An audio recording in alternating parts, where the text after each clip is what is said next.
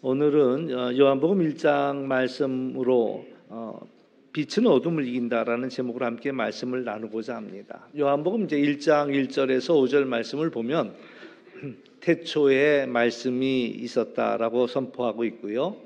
이 말씀이 하나님과 함께 있었다 뿐만 아니라 말씀 안에는 생명이 있다라고 이야기했고요.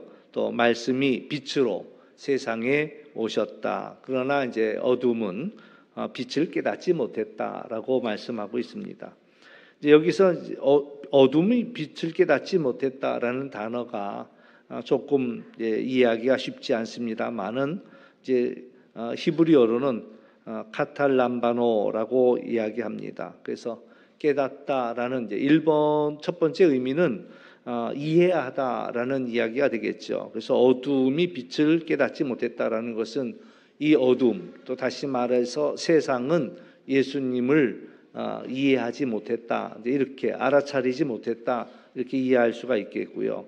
또 하나는 이기다라는 의미를 가지고 있습니다. 그래서 어둠이 빛을 이기지 못했다라는 그러한 두 가지 의미가 오늘 우리 성경 밑에도 난해주에 보면은 이기지 못했다라는 번역을 달아놓기도 했습니다. 그래서 이제 첫 번째 깨닫지 못했다, 이해하지 못했다라는 것은 영적인 것을 알아차리지 못한 상태를 이야기합니다. 아무리 복음을 이야기해줘도 우리가 이제 전도할 때 복음을 이야기해 주어도 사람들이 그걸 받아들이지 못하고 이해하지 못하지요. 그러니까 예수님을 알아보지 못하는 거예요. 그래서 아무리 얘기해줘도 알아듣지 못합니다. 그러니까 니고데모가 예수님을 찾아왔을 때 예수님이 니고데모에게 이야기해 주었거든요. 그러나 이 니고데모가 그걸 받아들이지 못하는 거예요. 어떻게 너는 이스라엘의 선생으로서 이것을 알지 못하느냐라는 말씀을 하셨는데, 육으로 난 건 육, 영으로 난 건 영이라는 거예요.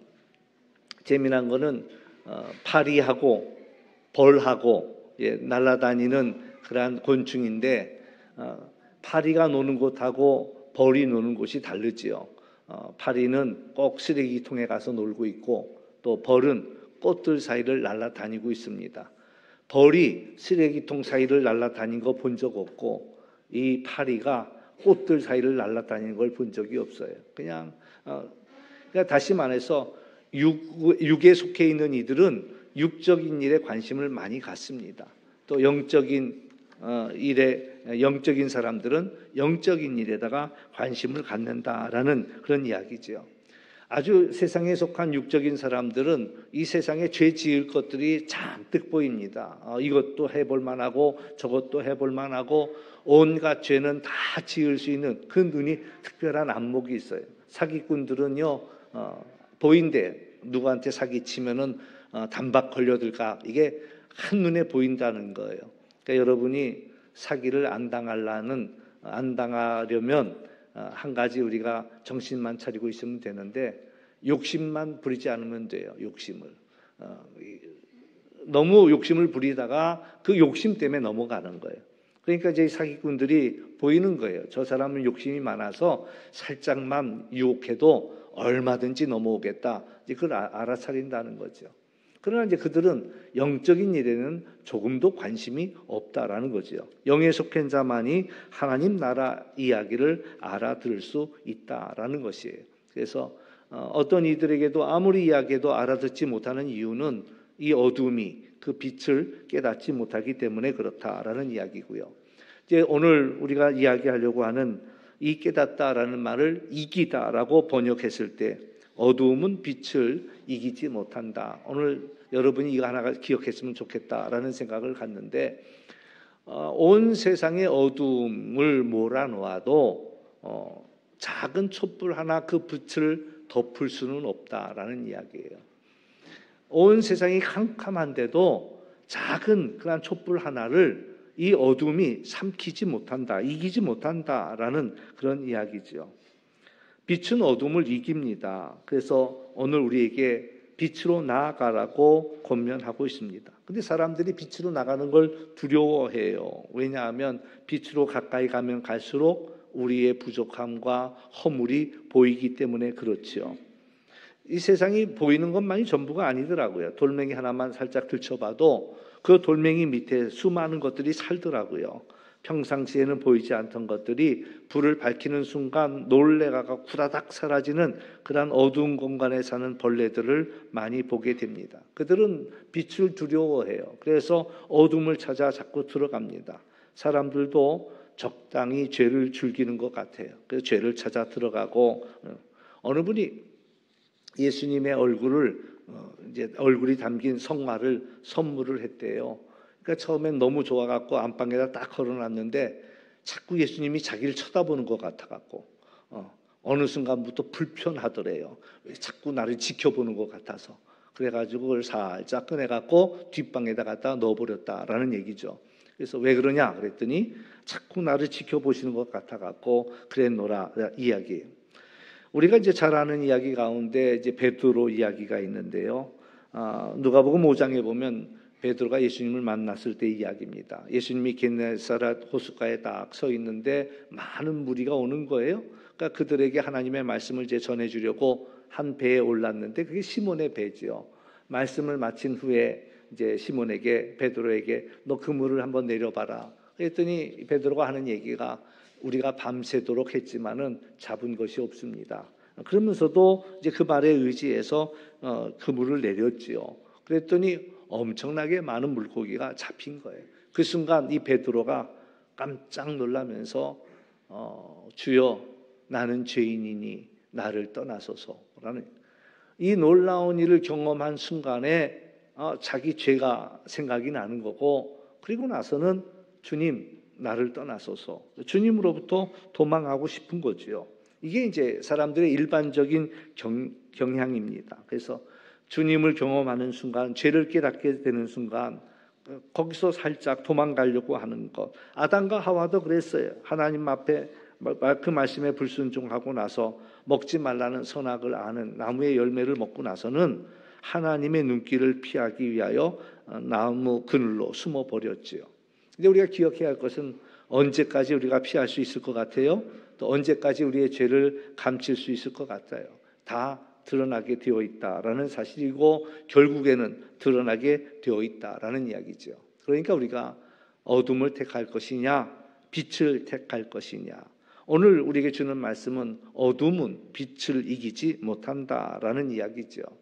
우크라이나 전쟁이 일어났습니다. 벌써 두 번째 성탄절을 맞이하지요. 그러면서 참 누가 봐도 러시아하고 우크라이나가 전쟁할 수 있다라고 생각하는 사람은 아무도 없었지요.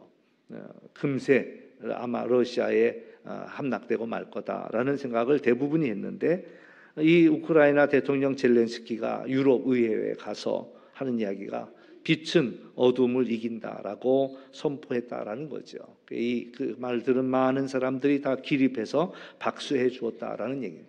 오늘 우리가 이 땅을 살아가면서 진리가 승리한다라는 사실이에요.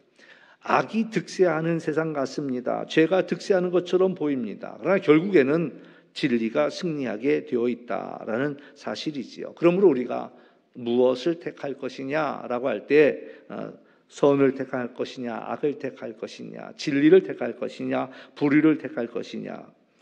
오늘 믿음이란 빛으로 나오는 것을 선택하는 것입니다. 어둠의 반대가 빛이 아니라 빛이 부재했을 때 어두움이 생깁니다. 그래서 작은 불빛이라도 밝히는 순간 어두움은 가려질 수가 없고 또 어두움은 가릴 수가 없고 그것은 밀려나기 시작한다라는 거예요. 오늘 이 세상을 볼 때 악이 득세하는 것 같고 악이 장악한 것처럼 보입니까? 선을 외치는 자는 아무 힘이 없는 것처럼 보이고 세상은 악의 편에 서 있을 때 오히려 죄의 힘이 더 큰 것처럼 오늘 우리는 그게 보이냐 이거지요.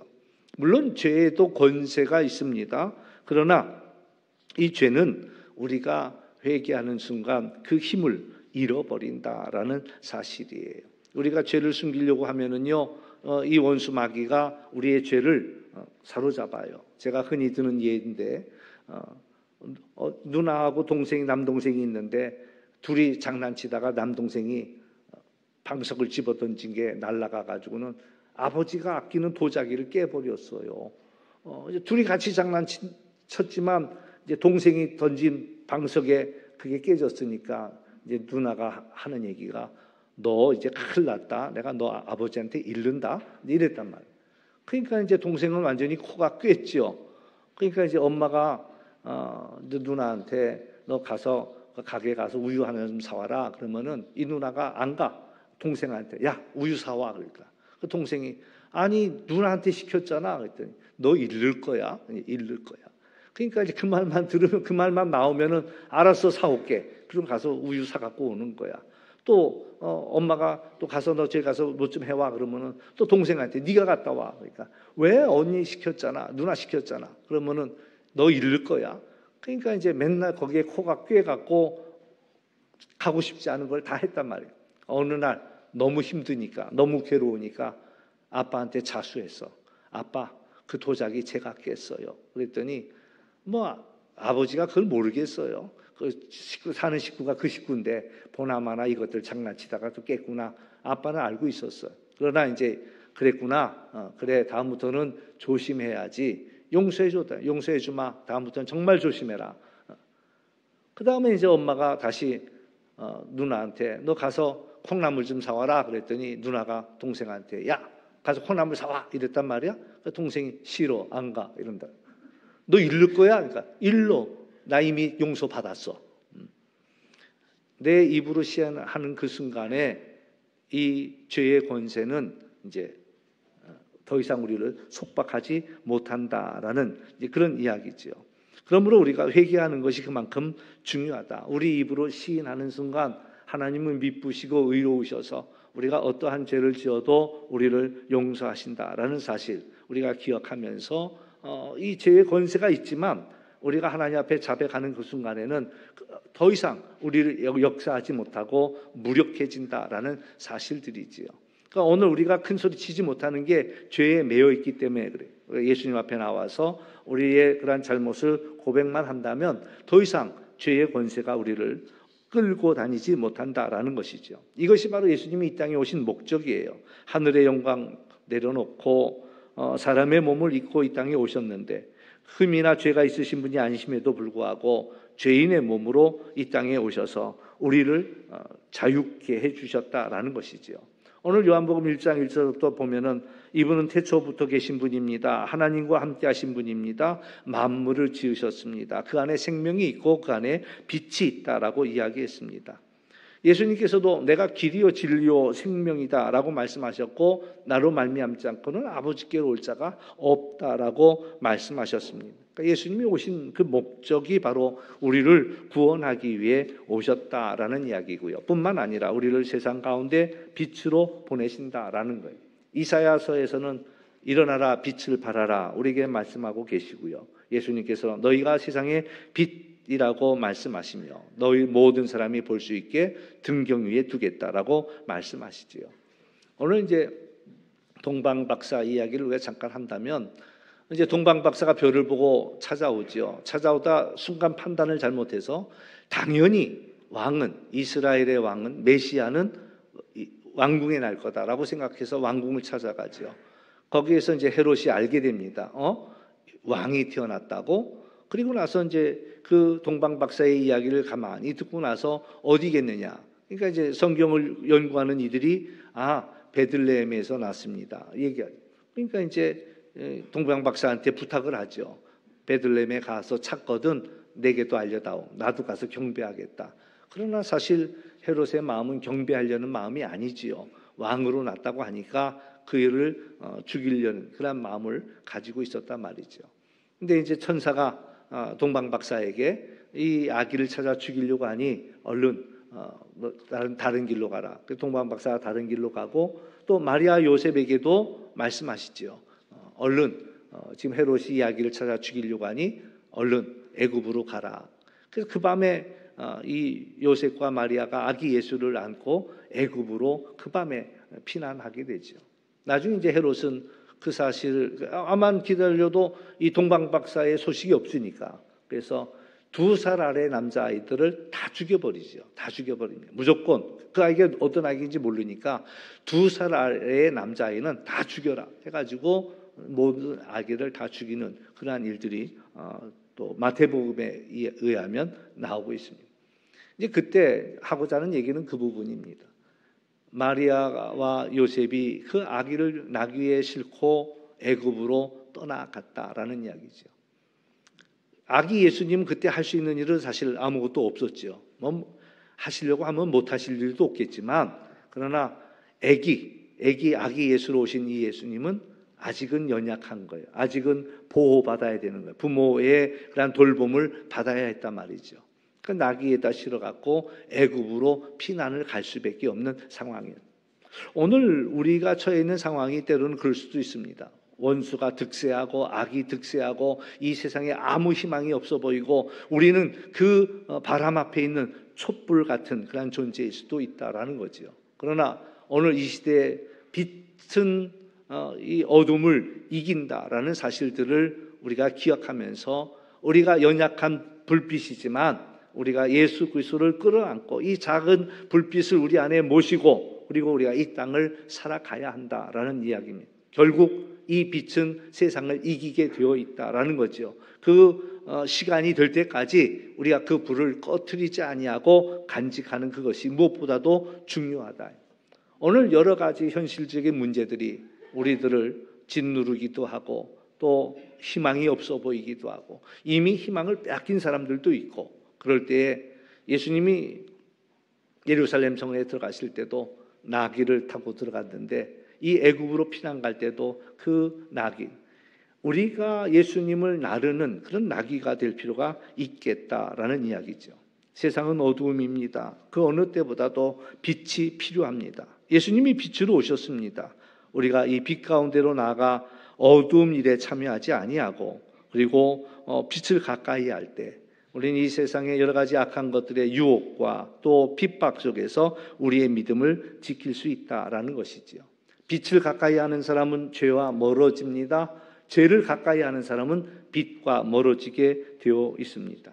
날마다 말씀과 가까이 하며 기도로 주님과 교제하며 성령으로 충만해서 우리는 빛으로 나아가는 우리 모두가 되어야 되겠습니다.